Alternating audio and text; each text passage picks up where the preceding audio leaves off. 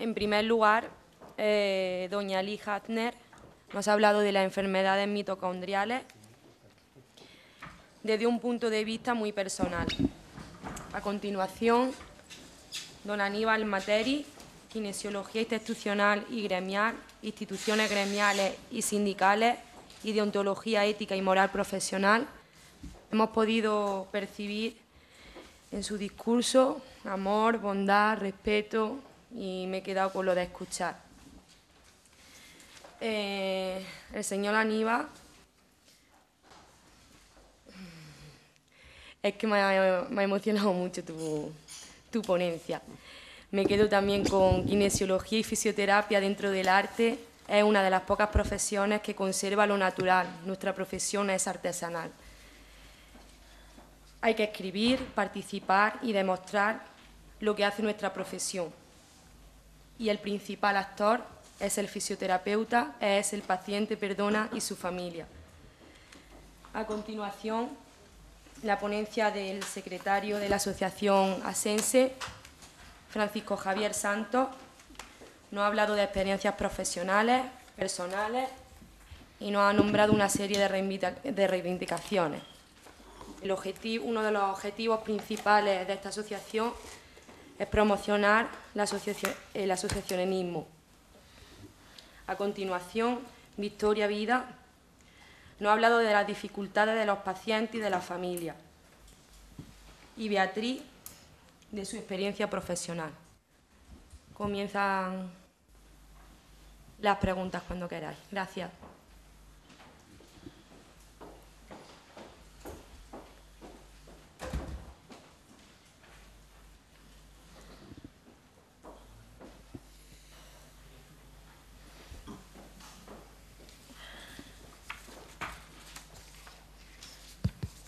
No importa el orden, ¿verdad? ¿Puedo la pregunta? Gracias. Yo quería preguntarles a los compañeros que han participado en la última ponencia, quería preguntarles y aportar alguna información también. ¿Me pueden decir cuál es el problema de absentismo escolar en los chicos con cualquier miopatía, con cualquier enfermedad neuromuscular? ¿Cuál es el problema que les obliga a ingresar en el hospital, bien en sala o en cuidados intensivos? ¿Me pueden decir cuál es el problema de todo lo que se ha hablado? Bueno, le voy a hablar yo como madre afectada, ¿no? Por decirlo de alguna manera. ¿Se escucha bien? Sí. Bueno, pues el problema principalmente, por ejemplo, en mi caso, este mes pasado, hasta la fecha, incluso hasta la semana que viene, pues mi hijo está en sexto de primaria y debe faltar a clase, pues si tiene revisión de cardiólogo, neumólogo, traumatólogo, rehabilitador, y después tiene que ir a que le midan su férula, le midan su cuerpecito para hacerle una férula y demás, y dispositivos. Pues la verdad es que cada día que va es para un solo especialista, y pierde toda la mañana. Toda la mañana supone días enteros de clase. Y ya no digamos si tiene que operarse, que gracias a Dios todavía no ha tenido que llegar ese momento, ¿no? Entonces, bueno, afortunadamente su hijo está en unas condiciones hoy en día muy favorables, afortunadamente. No hablo necesidades de visita médica, sí. Hablo de problemas.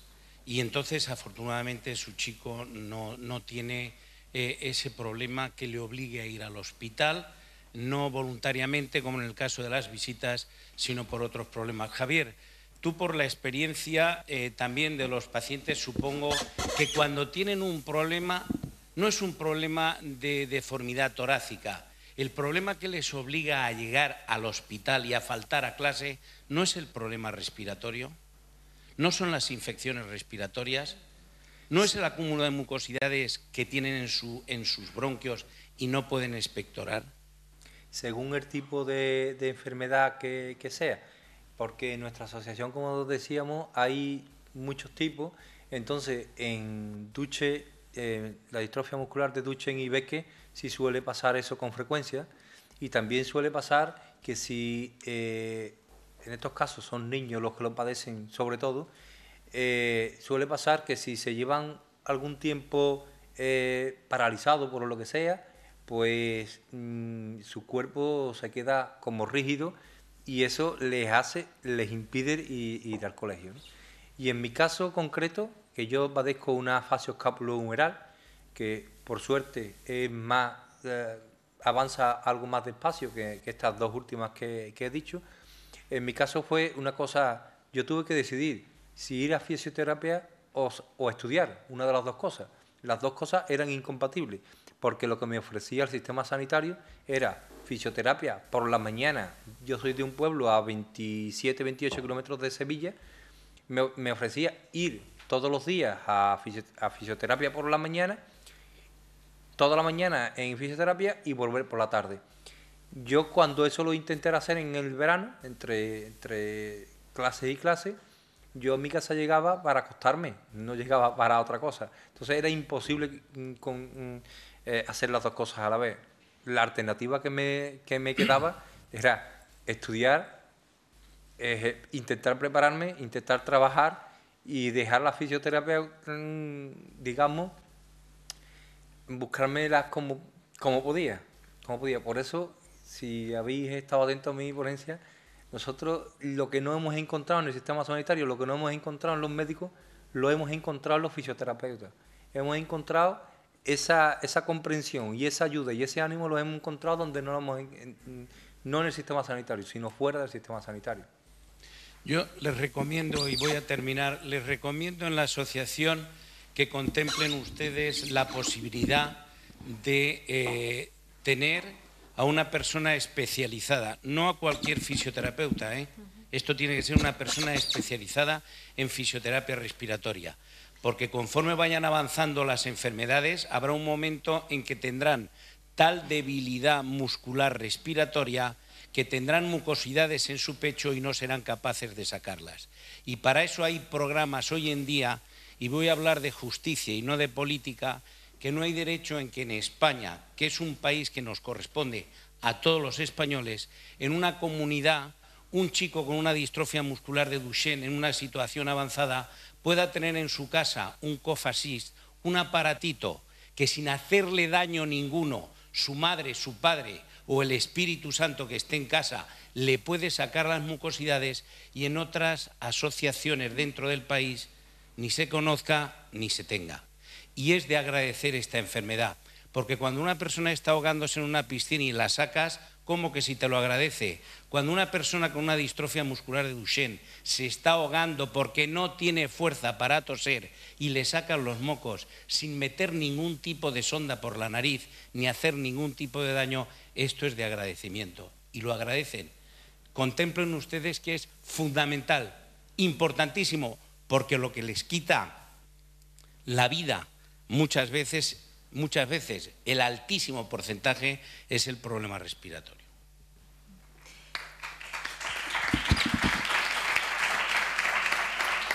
Bueno, quiero comentar que estoy totalmente de acuerdo, que como ya he dicho, tenemos que ser muy asertivos en el tema del manejo respiratorio del paciente.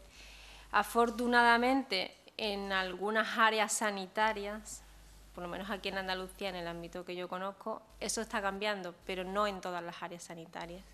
Y es fundamental que nosotros los fisioterapeutas también estemos ahí para manejar a la familia y al paciente en ese manejo de secreciones, en instruirlos con el tema del Cough Assist, por ejemplo, y con toda la dinámica respiratoria, y que realmente nosotros podemos ser los grandes vehículos de acción entre el neumólogo y la familia y la casa del paciente.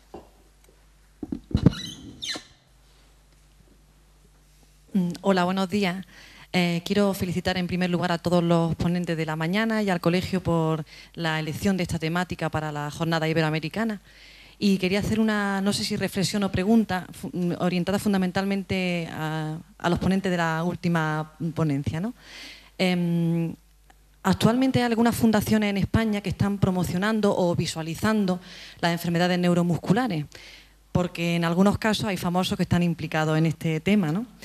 Pero de alguna manera, en ambas fundaciones, que ahora mismo pues me acuerdo, pues por ejemplo la que está liderando Isabel Gemio o Bertín Osborne, ¿no? pues de alguna manera se da un poco la espalda a la fisioterapia. Por ejemplo, la última intervención que hizo Bertino Borne en Espejo Público hace unos días, dijo una frase gratuita, que bueno, muy clara y muy contundente en este sentido. Dijo que la fisioterapia no valía para el tratamiento de las enfermedades neuromusculares. Por supuesto, tuvo Antena 3 su escrito correspondiente. No sabemos en qué quedará la cosa, pero pronto lo van a entrevistar seguramente en este mismo programa. Y desde luego, claro, tendremos que hacer algo, ¿no? La cuestión es que, ¿a qué creéis que puede estar debida esta reacción? Quiero decir, que Isabel Gimio también en la radio alguna vez, y esto también la escuché yo decirlo, ¿no? Dices que yo estoy muy dolida con la fisioterapia porque a mí un fisioterapeuta en Madrid me comentó que mi niño se iba a quedar para siempre en silla de ruedas y yo como que le crucifico, ¿no?, a la fisioterapia. De manera muy gratuita, demasiado explícita. No sé si han tenido malas experiencias con la fisioterapia, no sé si como decía Pedro Vergara, no han tenido contacto con profesionales especialistas en este tema, pero creo que en algún punto, en algún momento, pues quizá la fisioterapia le hagan daño, porque claro, se visualizan mucho, bastante, ¿no?, en el sentido de que hace pocos años a lo mejor no se hablaba tanto de este tipo de enfermedades, ahora se habla más. Pero desgraciadamente, el otro día en el programa este que os comentaba, en Espejo Público, digo, a ver, ¿cuándo aparece la palabra fisioterapia? No apareció ni una sola vez y además cuando apareció se hizo negativamente y este hombre se encargó de decir que, bueno, que su hijo recibía un tratamiento de activación, estimulación de 24 horas del cerebro porque la gente de fisioterapia y de rehabilitación, claro, los tratamientos se basaban en mover piernas y mover brazos, explícitamente, lo dijo. Y claro, yo me sorprendo que con qué fisioterapeuta, evidentemente este hombre se ha podido relacionar para que de forma tan gratuita y tan dañina pues hagan este tipo de afirmaciones. No es pregunta, es un poco reflexión para saber vuestra opinión en cómo se justifica un poco esta reacción, ¿no? Gracias. Bueno, yo le puedo asegurar que la inmensa mayoría de los asociados y asociadas que componemos la federación, no ya solo nuestra asociación, sino la federación, que somos 21 asociaciones de toda España, la inmensa mayoría de las personas no pensamos eso, ¿eh? Estamos totalmente... Es más, nosotros estamos peleando, reivindicando, y de hecho, dentro de un par de semanas tenemos una reunión para intentarlo, que nosotros lo que queremos es incorporar la fisioterapia dentro del sistema sanitario. Es decir, que en ese equipo multidisciplinar la fisioterapia es importante. Yo en la fundación de Bertino Borne no la conozco, la de Isabel Gimio sí, porque nace a raíz de nuestra federación, de la Federación ASEN. Ellos se dedican... el objetivo es que esa federación... se desgaja un poco esa fundación, perdón, se desgaja de la federación un poco porque su objetivo es la investigación para curar la enfermedad. Es posible que algún día llegue digamos, la curación de este tipo de enfermedades. Yo digo que igual yo no la conozco, pero si la conozco no va a llegar a tiempo para mí, ¿no? Es decir, que estamos aunque se están dando pasos. Entonces, hay... verá, lo que quiero, a ver si soy capaz de explicar. A nosotros, desde siempre, a los pacientes con enfermedades neuromusculares, los médicos rehabilitadores siempre nos han dicho: no te muevas, no hagas el ejercicio, no, si pierdes un poco de musculatura ya no la recuperas. Esa ha sido siempre, yo siempre he estado, no me quiero cansar. Cuando yo andaba, porque yo hasta hace 5 años así, yo andaba por mi propio medio, bueno, andaba, si eso era andar, ¿no? Es decir, pero siempre no intentar cansarme. Es decir, hasta que se hacen los primeros estudios que se hacen en serio y resulta que en mi tipo, en la fascioescapulohumeral, resulta que es todo lo contrario. Ahora nos dicen que tenemos que forzar el músculo, que incluso hay algunos estudios que se ha ganado incluso masa muscular. Es decir, que sobre la fisioterapia es que estamos totalmente todavía un poco perdidos porque cada vez que se va avanzando se va diciendo una cosa u otra. Y lo de la Fundación Isabel Gimio es que están totalmente obsesionados y totalmente sacar dinero para fomentar y para equipos de investigación, pero en la curación, no la fisioterapia. Nosotros cada vez que hacemos un congreso ya sea a nivel andaluz o a nivel, siempre hay sesiones de fisioterapia. Incluso intentamos que haya demostraciones en vivo y en directo para que los padres puedan aprender a manejar a sus hijos o a nuestros cuidadores, ¿no? Y siempre nosotros tenemos, cada vez que hacemos un congreso, casi siempre viene no sé si lo conocéis, que se llama David Salicio. Es un fisioterapeuta que me parece que es de Santander, pero trabaja en un hospital de Francia, y la verdad es que es lo más avanzado que nosotros conocemos al respecto, y además siempre viene con nuevas técnicas, y siempre viene, incluso cada vez que en nuestro congreso, casi siempre intentamos que haya médicos rehabilitadores para que escuchen lo que esta persona viene experimentando y viene haciendo, y la verdad es que incluso algunas veces se enfada con estos médicos, ¿no? Porque ya te digo, están un poco retrasados con respecto a lo último. De todas maneras, yo querría decir que los padres no debemos de generalizar, porque nosotros conocemos quizá muy bien la enfermedad de nuestro hijo, pero no conocemos el resto de enfermedades neuromusculares, hay muchísimas. Entonces no podemos decir en un medio de comunicación, ya que tenemos la oportunidad de aparecer, de echar por tierra el trabajo que están realizando. Es verdad que hay, creo, no sé, me corregí si me equivoco, que hay una enfermedad, bueno, ahora mismo no recuerdo el nombre tampoco, son nombres muy raros. La polimiositis, eso es. Que también hasta hace poco decían que no era recomendable para nada la fisioterapia, porque al contrario, lo que hacía evolucionar más la enfermedad, ¿no? Pero claro, que son casos puntuales, y el hecho de que una persona tenga la oportunidad de salir en televisión y ahora encima haga esto, pues la verdad que hace mucho daño a los demás, entonces no estamos para nada de acuerdo.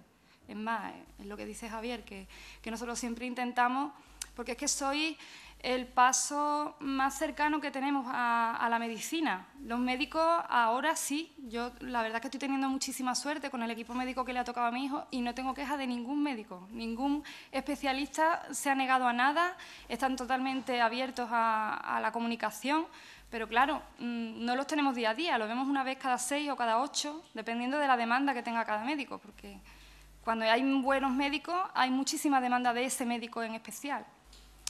Y bueno, pues esto es lo que quería, que no estoy de acuerdo, vamos, para nada. Una pregunta. Yo quisiera que me expliquen, yo ahí vi una figura de distintos profesionales médicos, médico rehabilitador. ¿Qué es eso en España? Le voy a decir por qué.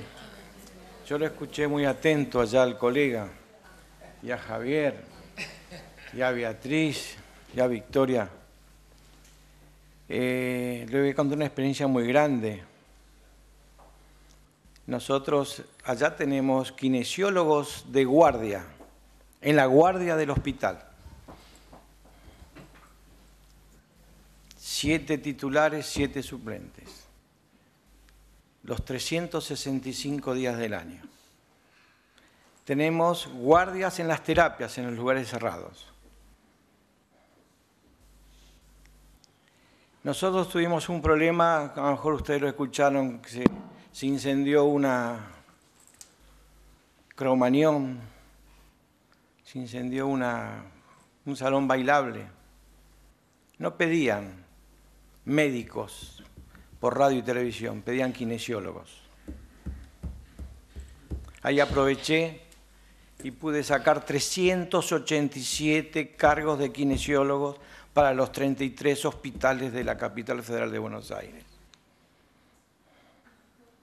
Además, la figura esa de médico rehabilitador, yo quiero que nadie se ofenda, me gustaría sentarme y charlar con él, si hay alguien, o traigan a alguien. Los médicos rehabilitadores allá se llamaban médicos fisiatras. Nosotros hicimos un movimiento en la UBA, en la escuela, por eso hoy dije, no sé si ustedes prestaron atención, que el único que puede enseñar a un kinesiólogo, un fisioterapeuta, es un fisioterapeuta, un kinesiólogo.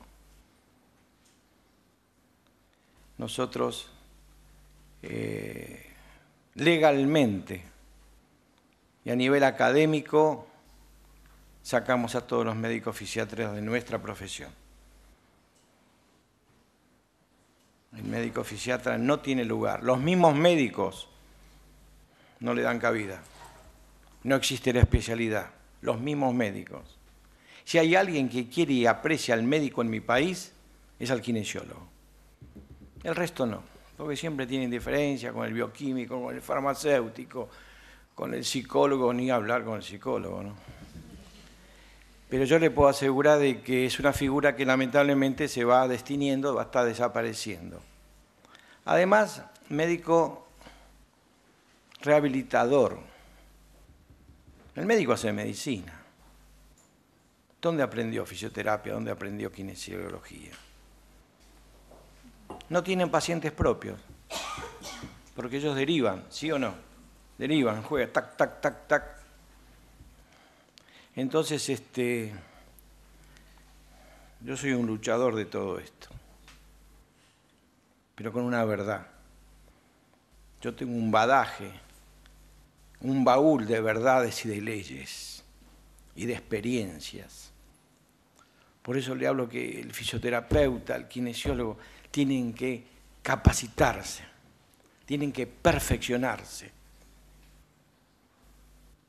Nosotros allá ocupamos los servicios de kinesiología, que dependen de un departamento central de diagnóstico y tratamiento. Somos jefes de departamento, donde hay especialidades médicas ahí también. El que les habla es sanitarista, diplomado en salud pública. Yo estoy jubilado como director de hospital. Hay que capacitarse para demostrar lo que podemos hacer. Entonces, no pelear con nadie, no ocupar la silla de nadie, no sacarle el pan de la comida de la boca a nadie.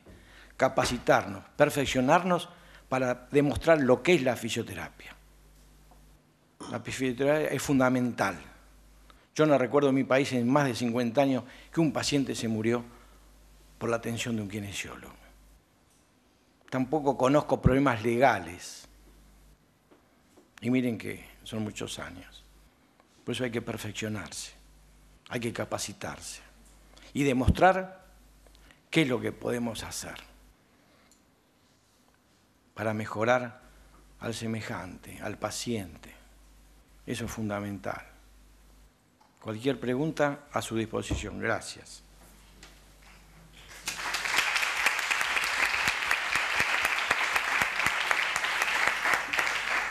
Y disculpe, quiero agregar algo.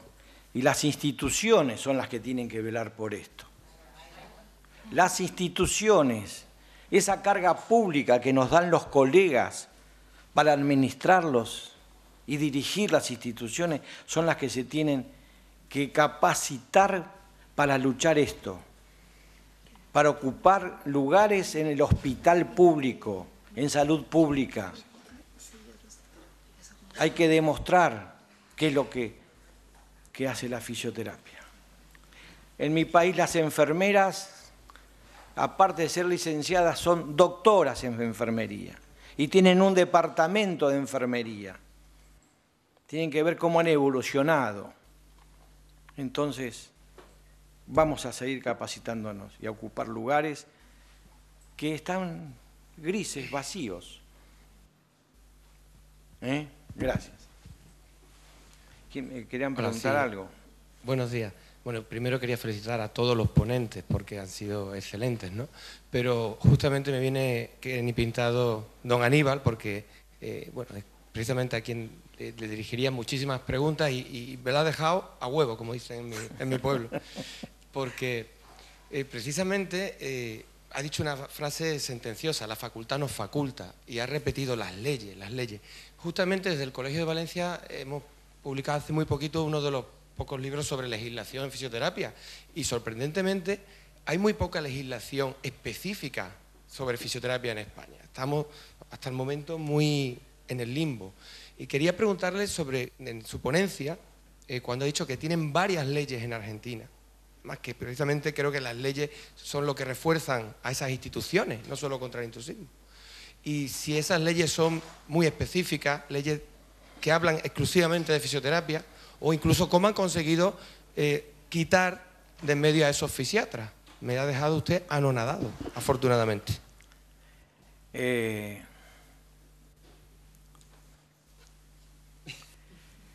No, que esto no es moco de pavo. Han sido unas luchas muy grandes y yo me emociono cuando hablo de esto, porque he sufrido privación de mi libertad por defender mi profesión, mi vocación. Voy a hablar un poco de la ley para después contarles lo otro. Nosotros tenemos nuestra ley de ejercicio. Hoy lo comenté ahí, sabes lo que tienes que hacer y lo que no tienes que hacer. ¿De acuerdo? Es decir, hay una ley nacional, que es la ley madre, de donde, como nosotros somos un país federal, cada provincia, esa ley la pone en práctica, le puede agregar algo o le puede quitar algo, que es muy raro eso, porque también en todos los lugares no hay colegio. Los colegios allá son de obligación de colegiarse. ¿Comprendido esto? Yo no sé acá cómo es. Todavía no me pude hablar un poco. Es decir, los colegios son los que te dan la matrícula para ejercer la profesión. Te hacen el contralor de la profesión y hacen de policía sanitaria. Nada más. La Asociación Argentina de Kinesiología es la que no solamente hace la parte gremial y sindical, que tiene personería gremial. La nuestra es del año 1946, número 28. ¿Escuchan ustedes? Personería gremial número 28. Es decir, que eso ¿qué hace? Que el Ministerio de Trabajo a vos te da la potestad de poder ir a presentarte y hablar con cualquier patronal o cualquier jefe o cualquier funcionario en lo que hace si hay algún inconveniente con algún colega en algún lugar de trabajo. Participamos en las paritarias, es decir, en las convenciones colectivas de trabajo, no solamente en lo que hace al sueldo, lo que le corresponde en metálico al profesional, sino también a todas las condiciones de trabajo. No sé cómo es acá. Entonces, además, estamos en la Confederación General del Trabajo, somos trabajadores de la salud, por más que seamos profesionales independientes. ¿Sí? Estamos en la Confederación General del Trabajo. ¿Y por qué ingresamos ahí? Porque ahí tenemos la gran conexión con todas las obras sociales, con todos los gremios, y es la única manera de poder, entre compañeros, como ustedes dicen, solucionar los problemas de nuestra profesión. Es decir, las provincias toman, aquellos que tienen colegios, toman y la ley es muy sencilla. Además dice todo lo que puedes hacer. Yo al presidente, a Marta, a Sandra le voy a enviar si quiere. Nosotros en Latinoamérica me solicitaron, fuimos a Paraguay y pusimos la ley en Paraguay, igual que la nuestra, en vez de decir Argentina decía Paraguay. Lo hicimos en Venezuela, aunque les parezca mentira, en Ecuador, en Colombia,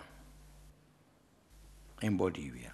Y si nos llaman, vamos, le preparamos todo a los colegas, porque nos conocemos hace muchísimos años, lo presentan y salen las cosas. Brasil tenemos una íntima amistad. Yo creo que de los 30 días del mes hay 7 días seguros que yo estoy en algún lugar de Brasil. Es decir, tenemos una gran unidad, Chile, Argentina y Brasil, somos un eje, muy unidos y hacemos todo en conjunto. Por eso Latinoamérica, yo le digo que está muy unida en todo esto. Es decir, porque hemos vivido cosas, bueno, en fin.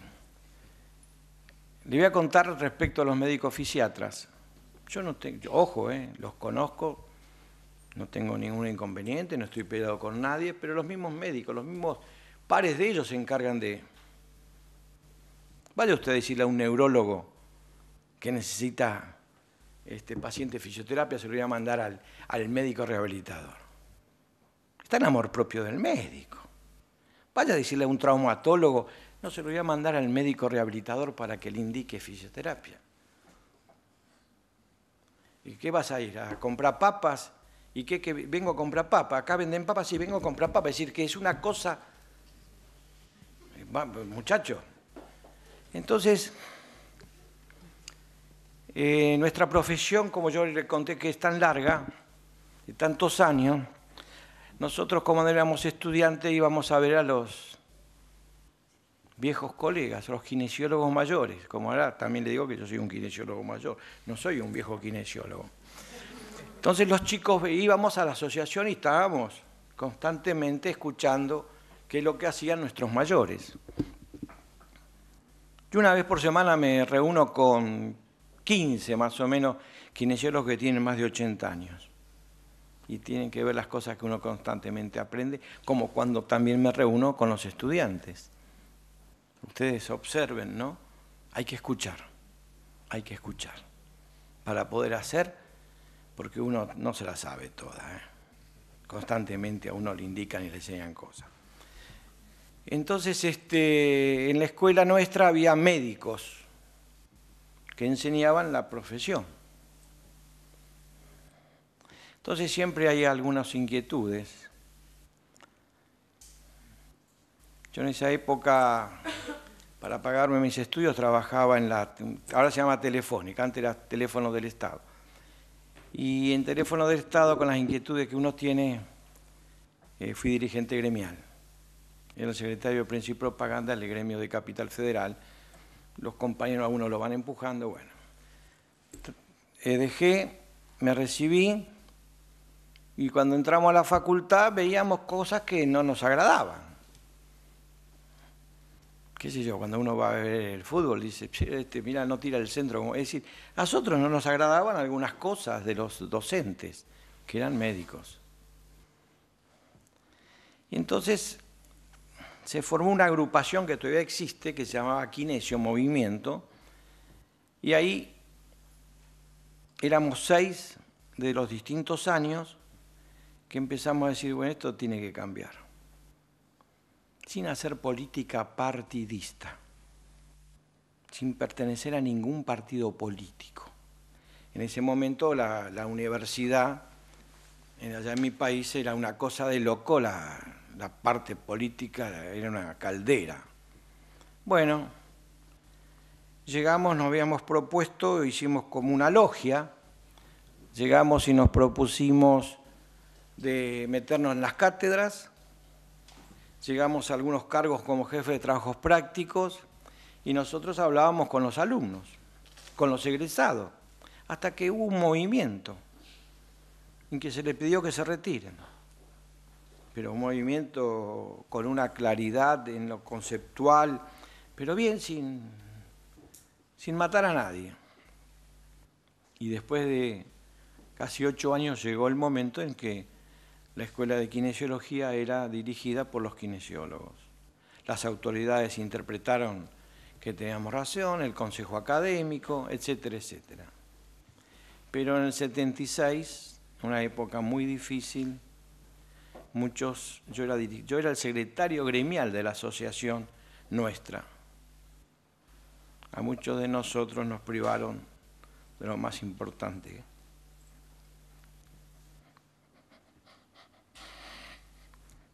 ¿Qué puede tener el ser humano que es la libertad? Pero no importa. Uno es muy creyente, uno no andaba en nada raro, ni una onda en el bolsillo tenía, y bueno, con el tiempo logramos estar otra vez en casa y seguir en la facultad con nuestros ideales. Pero habíamos logrado lo que queríamos, que los kinesiólogos sean dirigidos por los kinesiólogos. Y bueno, y esa gente se hicieron como unos guetos en los centros de rehabilitaciones, nada más, pero con un gran respeto hacia nosotros. Es decir, que esto quede claro, y que lamentablemente para algunos tuvieron que salir del país.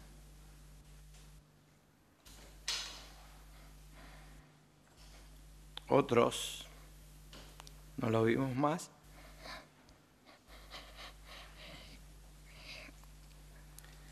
Y hoy yo estoy acá porque uno de los que tuvo que salir del país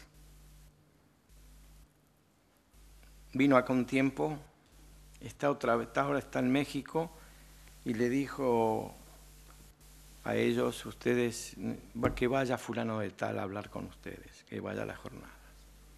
Es decir, no fue fácil. Pero Dios sabe hacer las cosas y sabe que cuando uno pone amor, seriedad y pone lo mejor de uno, las cosas salen adelante. Por eso me he dedicado a mi profesión, a la conducción de la asociación de todo el país, y será hasta el último día que pueda hacerlo, dar todo por la kinesiología que a mí me dio todo. Y a los 73 años sigo luchando y voy a seguir luchando. Esa es la realidad.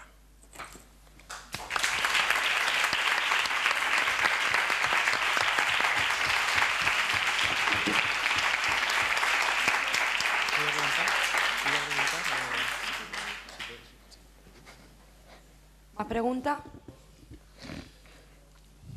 Yo muy brevemente solamente me sumo, por supuesto, a la felicitación de todos los compañeros en cuanto a la elección del tema del Congreso, o de la jornada, perdón, y por supuesto a todos los componentes de la mesa. Al hilo de la reflexión en voz alta que ha hecho nuestra compañera Raquel Chillón, yo quisiera decir que es que sería muy largo de explicar o de tratar de recordar, pero voy a tratar de ser muy breve. Hay veces que se llaman enfermedades crónicas a cosas que no son enfermedades. Porque yendo a la propedéutica, una enfermedad, o sea, dentro de lo que son los padecimientos humanos tenemos lo que son los signos, los síntomas, los síndromes y las enfermedades. Y la condición sine qua non para que una enfermedad sea declarada enfermedad es conocer su causa. Puesto que muchos de los síndromes que se padecen no conocemos su causa, es incorrecto desde el punto de vista científico, no vulgar, sino científico, hablar de enfermedades, sino síndrome. Síndrome de, porque no se conoce la causa. Sin embargo, hay algo que quizás nuestros compañeros, queridos compañeros, que atendieron al niño de Bertín Osborne, o que atienden a tantos enfermos, se olvidan de que cuando hay un enfermo crónico, realmente no es un enfermo crónico, un enfermo, una persona, que yo no digo paciente, yo le digo padeciente. Es que se ha convertido en un binomio persona que padece, familia que padece, que yo pienso que la señora, es que no me acuerdo tu nombre. Beatriz. Tú, Beatriz. O Victoria. Victoria, podrías hablarnos muchísimo de eso. Y sin embargo vosotros sí sois enfermos, porque la causa de que tengáis esas alteraciones biopsicosociales que tenéis con motivo de tener a aquella persona padeciente es conocida. Luego, para mí, el cuidador es un verdadero paciente. Y a veces los fisioterapeutas nos olvidamos de ello. Y tratamos de solucionar el problema del que padece el síndrome ese y no nos preocupamos de tratar, primero de valorar y después de dar un diagnóstico y además una respuesta a los problemas biopsicosociales de las personas que rodean a ese padeciente. Nada más, muchas gracias.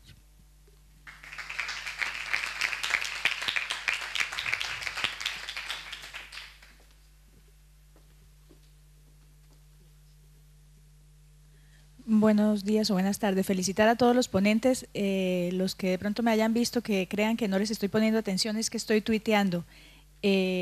Nos están leyendo no solo desde España, sino desde otros países.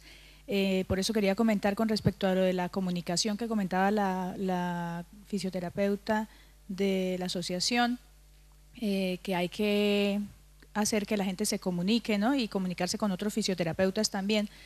Nosotros estamos moviendo mucho lo que es en las redes sociales hemos abierto una página que se llama fisioterapiasinred.com, creo que es .com o .org, la verdad no me acuerdo, revisen, Fisioterapia Sin Red, terminado en D. Y ahí estamos publicando artículos, lo que decía el colega argentino de publicar, de escribir. Muchos de nosotros manejamos blogs, estamos publicando artículos, escribiendo, quizá no investigaciones profundas, pero lo que de pronto encontramos en los pacientes, estamos comentando, si tenemos un caso clínico difícil lo comentamos y allí se responden dudas. Tenemos en Facebook también una sección de dudas de fisioterapia. O sea, estamos tratando de mover todo lo que sea redes sociales para uno poderse comunicar, porque a veces uno se encuentra solo en un pueblo donde solo hay un fisioterapeuta y no tiene uno con quién hablar. Entonces estamos tratando de hacer eso, y en esas cosas que se comentan también hemos hablado mucho sobre la intervención de los fisiatras o los médicos rehabilitadores. Hay un muchacho de Valencia, Carlos Castaño, que habla muchísimo sobre el tema, porque a él incluso no le dejan ni siquiera ver historias clínicas los médicos fisiatras, los rehabilitadores, no se las prestan. Entonces, además de todo, tiene que adivinar. Y bueno, pues muy complicada la relación muchas veces. No siempre es culpa solo de los médicos, a veces también es culpa de los fisioterapeutas, tengan cuidado con eso. La comunicación debe ser bidireccional. No, si hay un diálogo necesitamos que haya comunicación de ambos lados. No sé qué otra cosa me falte, pero seguramente muchas cosas. Felicitarlos y agradecerles. Y lo del Twitter, el hashtag o almohadilla para los que tienen Twitter es Fisiote, una T solita, no Fisiote, sino Fisiot, y luego sostenible, que fue el hashtag o la almohadilla que puso el colegio para poder que la gente nos lea los mensajes sobre alguna frase importante que lean o que escuchen y que les llame la atención y que quieran mandarla. Gracias. Un pequeño inciso, la historia clínica es del paciente, no es del médico rehabilitador, es del paciente, de su propiedad. Hola, buenas tardes. Mi pregunta va dirigida a la asociación, quizá también a los padres y quizá incluso a los colegios que hay aquí presentes. Es sobre el tema de la fisioterapia en educación.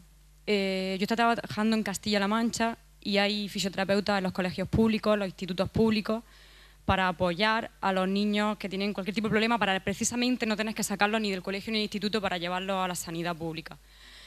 En el 2008 estaba empezando la fisioterapia en Castilla-La Mancha. Hicimos un congreso donde vinieron gente de País Vasco, gente de Murcia, que estaba funcionando bastante bien el tema. En Castilla-La Mancha, por lo menos en Ciudad Real, hasta que el padre no ponía una reclamación en educación, el niño no recibía fisioterapia. El niño seguía en lista de espera. El día que el padre iba a educación y ponía una reclamación, se empezaba a mover el tema de fisioterapia. Entonces, mi pregunta es si desde el tema de asociaciones, colegios, incluso padres, estáis moviendo el tema de educación, porque según la legislación en educación, dentro del equipo, que igual que hay un orientador, igual que hay una PT, igual que hay un educador, debe de haber fisioterapeuta. Lo que pasa es que pone otros profesionales la ley, y al no especificar el tema un poco complicado. Yo sé que en Andalucía no hay, y si hay es muy poquito, y me gustaría saber si se mueve algo, si está intentando mover algo el tema. Yo personalmente quiero trabajar ese tema, ¿no? Me gustaría desde la asociación, y estamos averiguando, estamos relacionándonos mucho con las otras trabajadoras sociales de todas las asociaciones que componen ASEM, la federación, y nos estamos pasando mucha información en ese tema para que haya unidad y que todas las comunidades autónomas tengamos las mismas facilidades, ¿no? Pero es verdad que no. Los PT están sobre todo pensados o ese recurso se utiliza sobre todo para niños con discapacidad intelectual, no para niños con enfermedades. Yo he tenido, por ejemplo, Duchenne en Castilla-La Mancha, he tenido muchos niños con muchas enfermedades. Pero como haya niños en el colegio, en el centro, con una enfermedad de parálisis cerebral o algún tipo de este tipo, van a ellos, vamos, que no. Claro, sí, pero si, por ejemplo, si en un centro es obligatorio, sobre todo en la provincia de Sevilla, por lo poco que conozco, ¿no? Porque en estos temas me estoy metiendo ahora más, ¿no? es obligatorio un equipo, lo venía comentando en el coche con ellos, ¿no?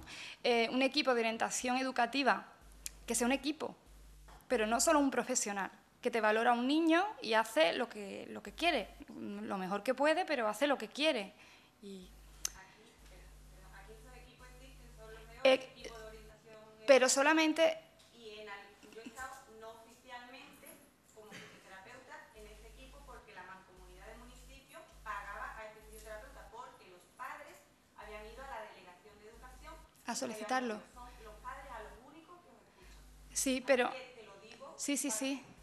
No, sí, me parece genial, pero también ha ocurrido otro caso, voy a hablar personalmente porque es la experiencia que tengo, ¿no?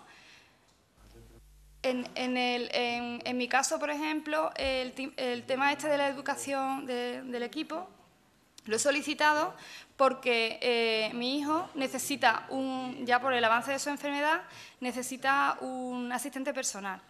Y como ya está en el límite de primaria a secundaria, pues en primaria sí tendría la oportunidad de tener este monitor, pero al pasar a secundaria ya es un recurso de paso. Y como no hay una persona especializada, no se paga ese recurso, pues entonces mi hijo lo he solicitado por prevención y al final resulta que la familia nos tenemos que molestar en que el niño vaya al instituto que quiere ir el niño, no al que le dice la Junta que tiene que ir, el equipo. Entonces, que los padres sí, que nos tenemos que mover, pero sobre todo cuando hay enfermedades raras, los padres nos movemos... si hay varios padres que tienen el mismo problema, se mueven, pero si cada uno tiene su problema, es muy difícil, es muy complicado. Yo entiendo que sí, que somos nosotros los que lo tenemos que hacer, pero no lo hacemos. No entiendo.